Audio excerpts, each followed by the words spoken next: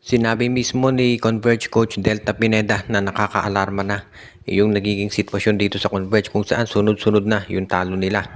Natalo sila uli kagabi sa San Miguel Beermen kahit nasabihin pa natin na wala si Juan Gomez de Leaño doon sa game kahit hindi ito naglaro.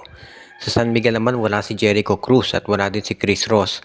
Plus alam natin mahina yung import ng San Miguel si Marcus Lee kaya nga papalitan na to. May balita tayo dyan mamaya. Kaya nga itong Converge HyperXS, huwag na kayo magulat kung gagawa sila ng trade para mapalakas yung lineup nila. Dahil sa totoo lang, medyo matindi na yung pressure dito sa Converge na manalo. Maraming mga balita ngayon na baka ito ng Converge ay pag-isipan na gumawa ng mga trades at kabilang daw dun sa mga options dyan ay baka i-trade itong si Mikey Williams o kaya itong si Alex Stockton. Baka daw subukang kunin ng Converge HyperXS si Robert Bolick o di kaya naman baka na pwede si Cedric Barefield, parang nangangailangan para ng dagdag na scorers itong lineup ng Converge HyperXS. So yan ngayon yung pinag-iisipang mabuti nitong management ng TN ng Converge kung kanilang gagawin. Dahil mukhang itong Converge HyperXS parang nahihirapan na talaga. At hindi katanggap-tanggap yung ganyang resulta para do sa management nila. Lalo na at nakita naman natin kung paano nag-build up itong Converge at paano pinalakas yung kanilang lineup. Yung ginawang lineup, yung ginawang pagkuha dito kay Mikey, kay Calvin Abueva, David Defonso, at to sa iba pa nilang players, pinapakita yan na seryoso at yung management gumagastos talaga para gawing malakas na team itong Converge. Ngayon, kung matatalo na lang sila ng ganyan, abay medyo magkakaproblema talaga yung management nila. Kaya nga sa ngayon, mukhang iyan ang pinag-aaralan mabuti kung ano ang gagawin nitong Converge at kung sino-sino pa yung mga players na posible na i-trade na ng management sa wakas. At sa ngayon naman, ang San Miguel Beermen, ang balita natin ay mukhang papalitan pa rin si Marcus Lee kahit na nanalo sila kontra dito sa Converge. 10 points lang ang na-shoot ni Lee at nakita naman natin na very limited yung offensive output nito. Hindi ito po pwede sa San Miguel lalo na at susunod pang kalaban nila ay TNT. Ang sabi nga ng mga nasa kampo ng San Miguel, hindi po pwedeng ganyang klaseng import ang itatapat mo sa TNT at asahan mo na mananalo ka. Kaya mukhang kinakailangan gumawa ng paraan ng San Miguel para mapalitan ka agad itong si Marcus Lee. Hindi natin alam kung meron pang oras para mapalitan agad itong si Lee dahil nga susunod na, halos nagkasunod-sunod yung mga laban ng San Miguel. Ang importante dito kung San Miguel, paano gagawin mo dito kay Bol Bol? Nakita naman natin na si Junmar kayang umiscore ng mataas kontra dito sa mga malalaking imports. Si Kyler Kelly, 7-footer, naka 27 points at 17 rebounds siya. Pero syempre, ibang kalibre itong si Bol Bol. At yan ngayon, yung kinokonsiderang mabuti ni Coach Leo. Maraming mga pangalan na lumilitaw na pwedeng palitan. Pumalit dito kay Marcus Lee. Of course, nandiyan si Benny Boatwright na sa April 9 magiging available na. Baka iniintay na lang yan ng San Miguel. Or baka subukan nila si Chris Macolo. O yung iba pang mga imports na available dyan. Kung nakakuha ng NBA caliber player itong TNT, bakit hindi ang San Miguel? So, posible na ang San Miguel ay titignan yung mga available na mga players ngayon dito sa free agency. Palay natin ito si Cam Thomas, subukan nilang kunin, or itong si Kenneth Farid. Ang daming mga pangalan dyan na lumulutang ngayon na pupwede sa SMB. Ang masasabi lang natin 100% dito, siguradong papalitan itong si Marcus Lee. Dahil yung ganyang klaseng import, hindi niyan mapapa-champion itong San Miguel Beermen. At yan ang dahilan kung bakit ang SMB ngayon magpapalit talaga.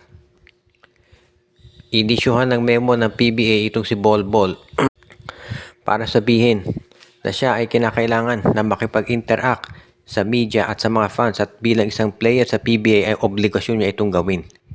Sinabi ni Commissioner Willie Marshall na dati nag-issue rin sila ng ganitong memo kay Ronde Hollis Jefferson at of course nakita natin nag-iba na yung pakikitungo ni Ronde Hollis Jefferson sa media at sa fans at parang nanibago lang siya nung umpisa kung bakit hindi siya nagpapa-interview at bakit siya umiiwas to sa mga fans. Pero ngayon ang bait na nito si Ronde at nakita niya talaga na na-appreciate ng mga fans yung laro niya. So baka dito kay Bol Bol ganyan din ang mangyari. So sinabi ni PBA Commissioner Willie Marshall, siya mismo na-confirm nito na kinausap nila yung group, yung kampo ni Bol Bol na kinakailangan niya kausapin ang media, mag-grant siya ng interview at syempre hindi siya pwedeng basta iiwas to sa mga fans dahil sabi nga ng mga observers, kung walang fans at walang media, walang PBA. Kung makikita ninyo yung, I'm sure nakita na ninyo yung video na kumakalat, no? Kung saan kinakausap ni Team Manager Jojo Lastimosa ito si Bolbol at pinapakiusapan na magpa-interview sa media. Pero ayaw talagang pumayag ni Bolbol. Pero ngayon, yung PBA na mismo ang nagsabi dito kay Bolbol na kinakailangan niya itong gawin. So, maraming nag-aabang ngayon kung susundin. Well, sa totoo lang, walang choice si Bolbol. Kailangan sundin niya yung sinasabi ng PBA. Kung hindi, baka siya pagmultahin or baka masuspindi pa. Kaya ngayon, kinakailangan mag-adjust ito si Bolbol dito sa PBA. Sabi naman mismo ni Commissioner ni Coach Chot Reyes na nag-a-adjust pa ito si Bolbol. Kaya ganyan yung nagiging sitwasyon niya. Pero sa ngayon, tignan natin kung itong si Bolbol ay magiging isa dito sa mga imports na bago lang. Pero eventually, magwa-warm up na yan dito sa mga fans ng PBA sa ngayon. Balik na nga ba sa dati itong Terra Firma Jeep?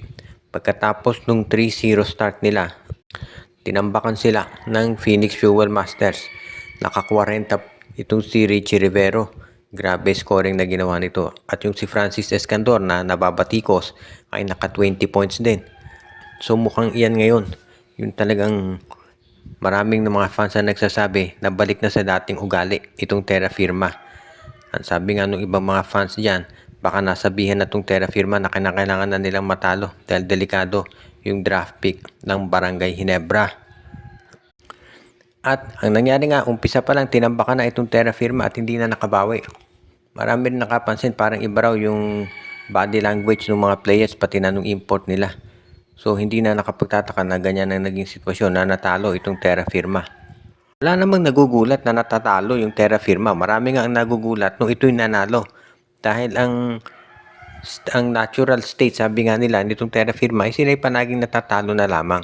So nung nanalo nga ito ng 3 sunod nung umpisa, maraming fans ang nagulat.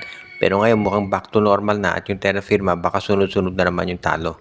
Pero tignan natin baka makabawi sila sa susunod din ng game.